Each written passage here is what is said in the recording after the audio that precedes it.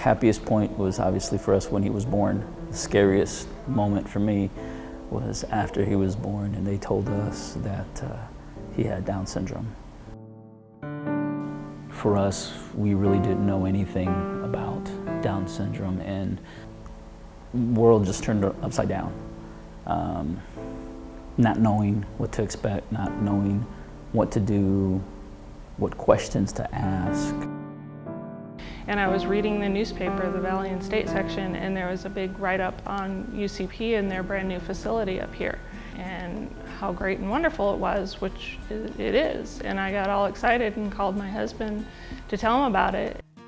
After we toured the facility and hearing the teachers, the director, on how they spoke about the kids here and what they saw as a vision as to what the facility could and should do for people, we knew this was a place for Jaymes. So about 2 weeks after this facility opened, and the day he turned 3 months old, he started here at UCP in the Early Learning Center. One of the things that UCP does is inclusion with typical kids in the Early Learning Center.